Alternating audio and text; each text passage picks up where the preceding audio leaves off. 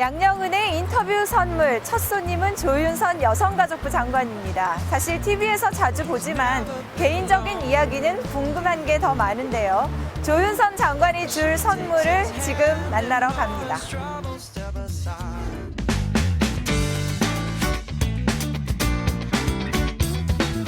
인터뷰 선물의 첫 게스트로 나와주셔서 너무 환영하고요. 첫 여성 대통령의 그 여성가족부 장관으로 정말 너무너무 어깨가 무겁더라고요. 아, 이걸 해야 될까 말아야 될까 생각할 때 딱 한 가지 기준이 있었어요.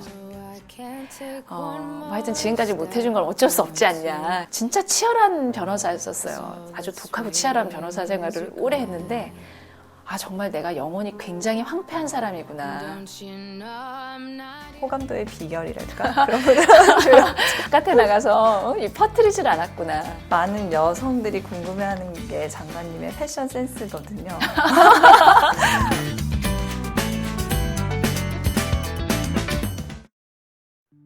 안녕하세요. 안녕하세요. 네, 저희 KBS 인터넷 뉴스 인터뷰 선물의 첫 게스트로 나오셔서 너무 환영하고요. 네, 만나 뵙게 돼서 정말 영광입니다. 네, 첫 게스트라 그러니까 너무 영광스럽습니다. 네.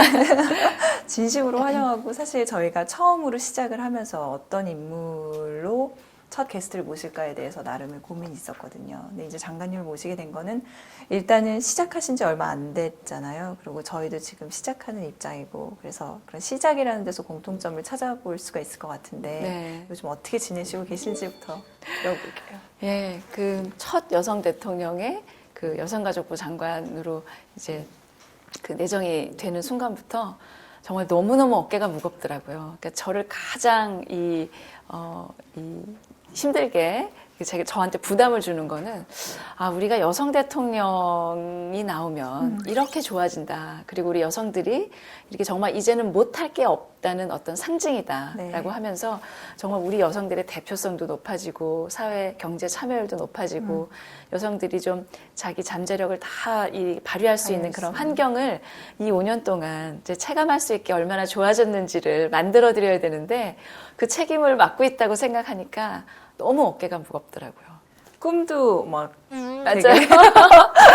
제가 그 변호사하면서 막 그 업무가 과중할 때 꾸는 꿈이 학력고사 전날인데 한 과목을 모르고 공부를 하나도 안 한 그래서 너무 놀라면서 일어나는 꿈을 꾸곤 했는데 근무에서 그 말 듣고 난 다음에는 전 과목이 공부가 안 돼 있는 꿈을 제가 꿨어요.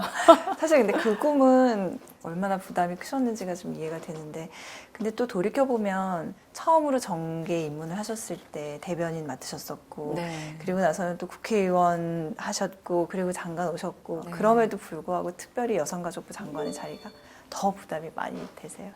정말 이건 부담된다. 굉장히 부담스러워. 막 아주 변화무쌍하게 한 것 같지만 네. 다 내가 하고 있던 일에서 주변 분들이 그다음에 이걸 해보면 어떨까. 이렇게 이제 서로 연관이 되면서 일들을 이제 자리를 바꿔온 건데 자리를 바꿀 때마다 이걸 해야 될까 말아야 될까 생각할 때 딱 한 가지 기준이 있었어요. 내가 이 자리에서 이 일을 하는 모습을 내가 그려봤을 때 내가 막 가슴이 뛰나.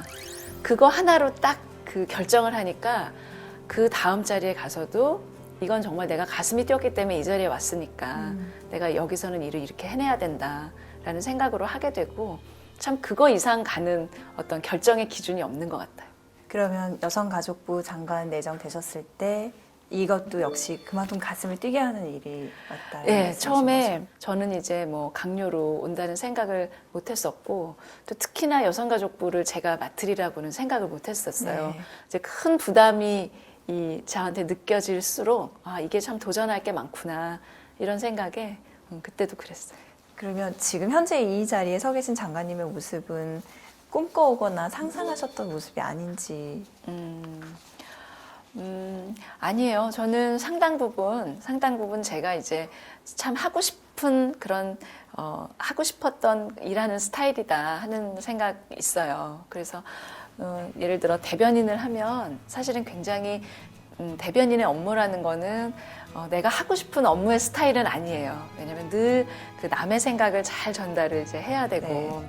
근데 이 장관직을 이제 행정을 하다 보니까 저는 너무 좋은 거는 이렇게 서로 모여서 해야 되는 일들을 갖고 이거를 어떻게 일했으면 좋겠다. 그리고 그렇게 했을 때 이제 여러 이 내부에 우리 직원들이 이제 뭐 생각도 모으고 또 이거는 이렇게 하면 어떠냐라고 하면 같이 이렇게 생각을 바꿔주고 또 그런 걸 같이 집행하고 이러는 게 저는 굉장히 이런 게 정말 일을 하는 것 같다 이런 생각이 들고 또 제가 변호사를 할 때 늘 이제 일을 하던 패턴이 있는데 이제 그런 것들도 여기서 활용하고 같이 해서 참 좋고요.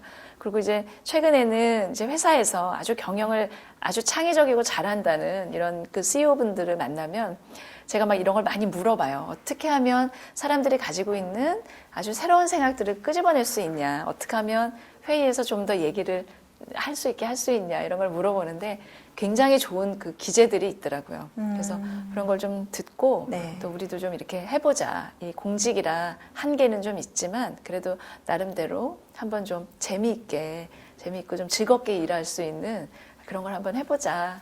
그런 여러 가지 시도를 해볼 수 있어서 저는 좋은 것 같아요. 지금 이런 걸 여쭤보는 건 좀 이를 수도 있는데 네. 장관님 개인의 색깔을 반영해서 나중에 이제 장관의 임기를 채우고 퇴임하실 때 네. 그때 이거는 어떤 조윤선 장관의 시그너처 정책 내지는 내가 했던 업적이다 이렇게 말씀하실 수 있는 걸 상상해 볼 수 있을까요? 바람.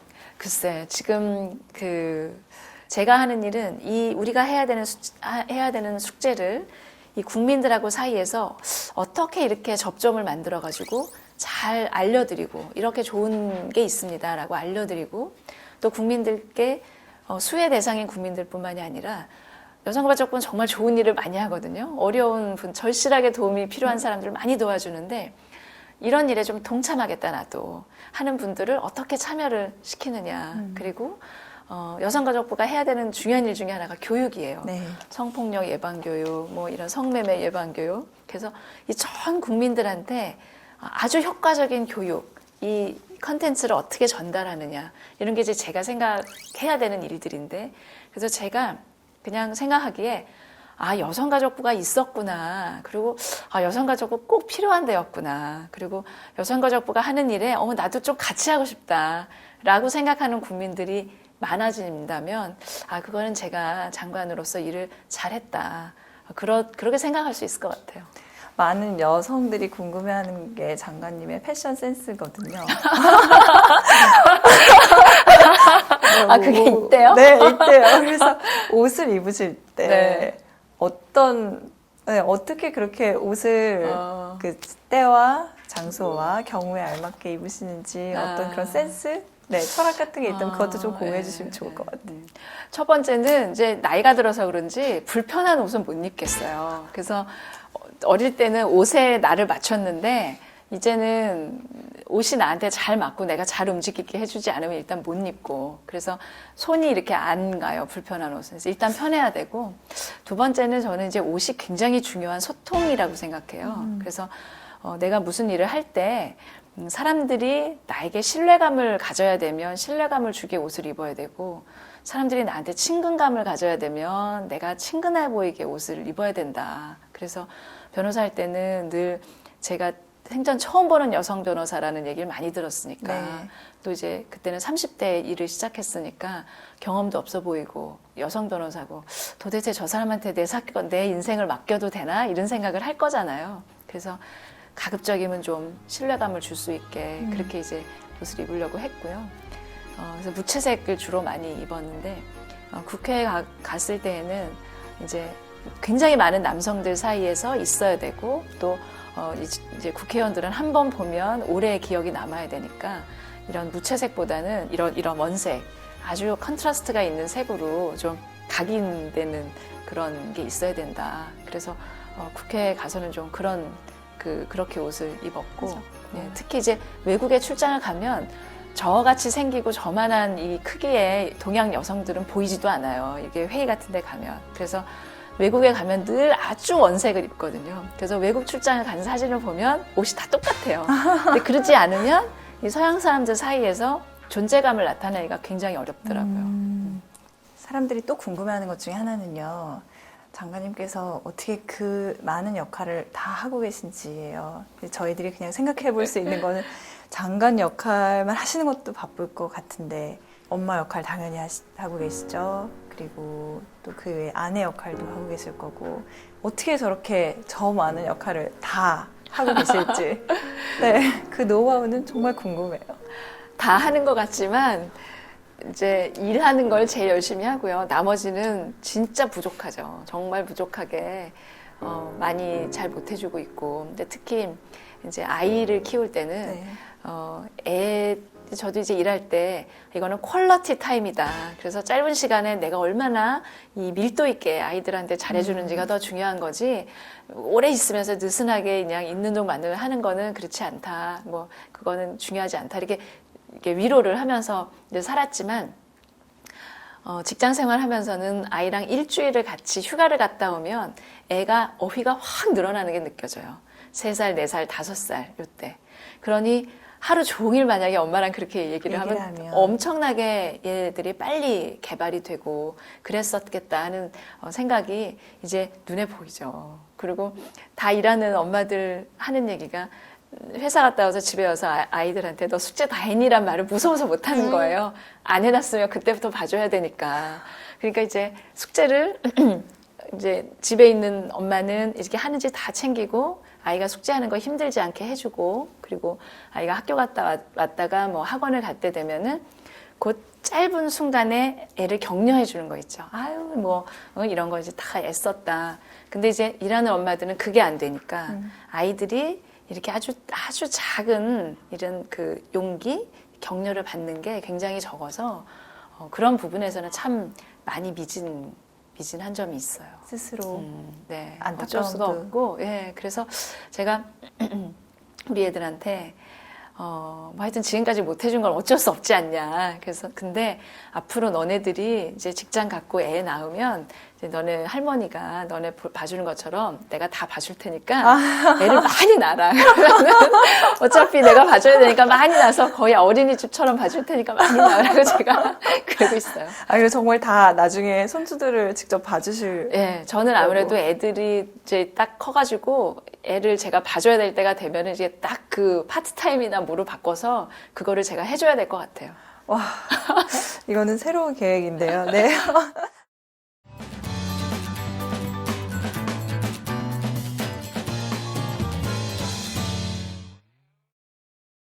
사실 계속 달려만 오시느라고 주변에 있는 사람 챙길 겨를은 물론이거니와 나를 챙길 수 있는 시간도 많이 부족하시지 않았을까라는 생각이 많이 들거든요.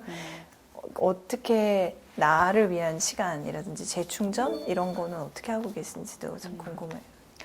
그래서 이제 그게 조금 좀 아쉬운 점인 것 같아요. 이제 언젠가는 이렇게 쭉 일을 하다 보면은 정신이 굉장히 황폐해지고 있다는 걸 느낄 때가 있어요. 네. 그래서 제가 변호사 할 때도 한번 어느 순간에 그런 걸 느꼈을 때가 있었고, 그런데 제가 이렇게 쭉 돌이켜서 생각을 해보니까, 그래서 저는 이 직장에서 다음 직장으로 옮길 때, 이런 다음 일로 옮길 때 꼭 몇 주간이라도 좀 쉬었다가 옮기려고 그래요. 제가 이제 한번 그거를 해보니까 그 시간이 굉장히 소중하다는 거를 제가 느끼겠더라고요. 그래서 한번 이제 변호사로 하다가 2002년에 선거하고 그리고서 다시 변호사로 갈 때 제가 이제 몇 개월을 쉬면서 좀 이렇게 재충전을 할 수 있는 기회가 있었고, 그 다음에도 이렇게 자리를 옮길 때 뭐 짧으면 2주, 길면 뭐 한 몇 달 정도를 꼭 이 공백기를 갖는 거를 좀 제가 의도적으로 일부러 했거든요. 근데 그런 게 굉장히 많이 도움이 되고요. 그리고 이제 일하면서 예전에는 주말도 없이 일을 했는데 이제 요새는 이제 대선 때는 뭐 물론 하루도 이제 쉴 수가 없었지만 요즘에는 주말에는 토요일 같은 날은 조금 그렇게 하려고 그래요. 그래서 토요일은 완전히 일과 상관없는 그런 일하고 또 만나는 사람도 완전히 내 영혼을 좀 덜 황폐하게 해줄 수 있는 아주 크리에이티브한 일을 하는 분들이나 아니면 아주 친한 친구들이나 그래서 좀 그리고 이제 식구들하고도 얘기 많이 하고 이제 애들하고도 얘기 많이 하고 그래서 그런 걸 하지 않으면 이제 이 사회생활을 이제 계속 하기가 참 어려운 것 같아요. 근데 또 그렇게 바쁜 와중에도 책 틈틈이. 그래서 사실 그 재충전의 내용을 여쭤본다면 문화하고 떨어져서는 설명할 수 없을 것 같은 느낌도 있고요. 네. 2권씩이나 쓰셨거든요. 네. 이거는 사실은 제가 막 알던 거를 쭉 쓴 게 아니고 요거 하나를 쓰기 위해서 한 달을 공부를 해서 원고 하나 쓰고 또 한 달을 음악 듣고 그림 보고 막 책 거기에 관한 책 다 찾아갖고 읽고 하나 쓰고 하고 이제 2년 동안 연재한 거를 모은 거라 그 이 원고를 쓰기 위해서 그림을 찾는 게 굉장히 중요했는데 정말 그 그림 가지고 있는 화집이랑 또 화집 코너들 가서 전체 한 10만 원쯤 하는 화집에 그림 하나를 딱 내가 쓸 그림이 있으면 그걸 사야 되는 거예요. 그러니까 정말 돈도 많이 들어갔어요. 그래서 이거는 아주 제가 시간과 이 노력과 이런 게 아주 많이 들어간 네. 책이고 이거는 이 책이 나오고 나서 네. 진짜 원더걸스 소희 닮았다는 얘기가 자주 나올 만큼 네.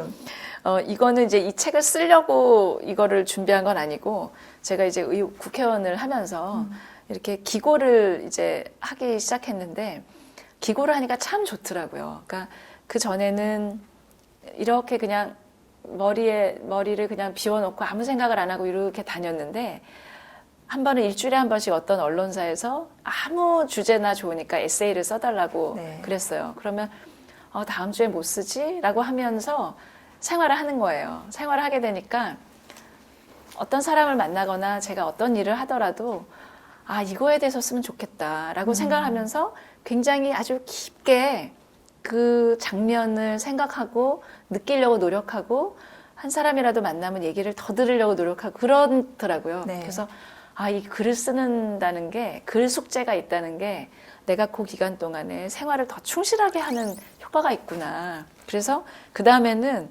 원고료를 안 주는 그 매체에도 기고를 해달라 그러면 제가 다 했어요. 이 글을 모으려고. 그래서 의원 생활 마감하는 고해 그 전에 말에 낸 거예요. 어떻게 그 문화랑 친해지게 되셨을까 상당히 궁금하거든요. 장관님께 있어서의 문화하고의 인연이랄까? 문화가 의미하는 바는 어떤 거라고 생각하시는지. 네.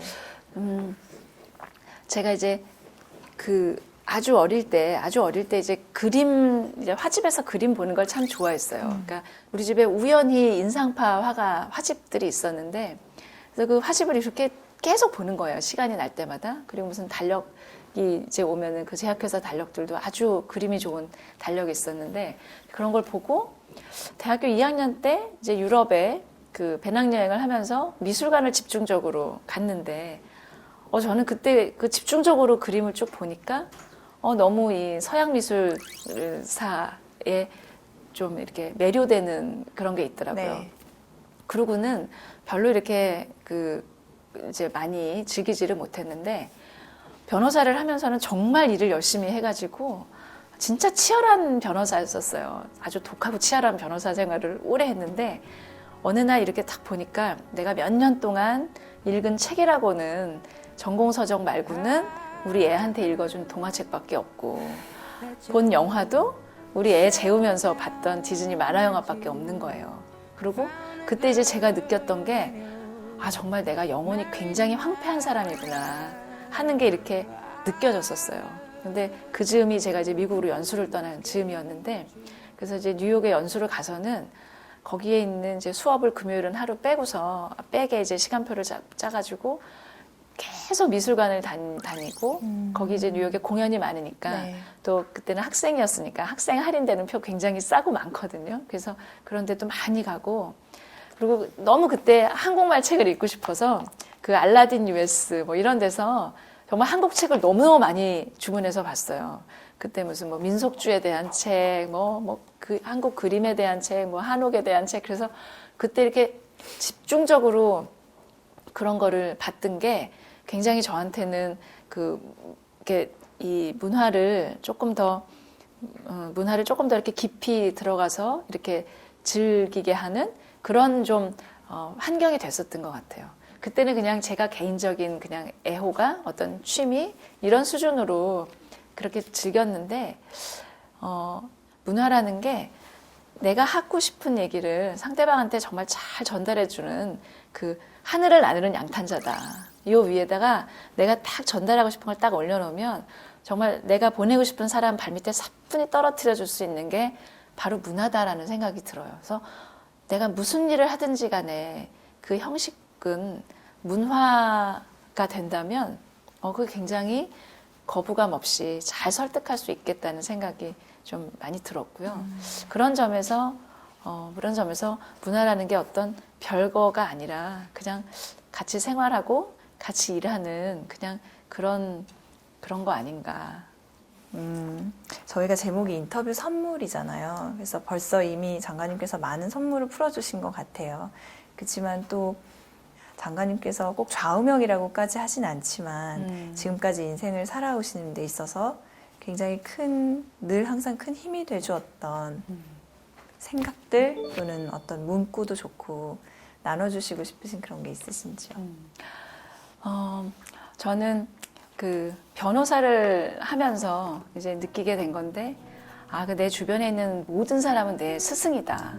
그래서 다른 사람의 장점을 자꾸 보기 시작하면은 그 사람의 장점을 내가 담고 싶다는 거거든요. 네. 그러니까 그런 게 이제 빨리 이렇게 배워지는 것 같고, 다른 사람의 이렇게 단점을 보더라도, 나도 혹시 다른 사람 대할 때 이렇게 하는 거 아니야?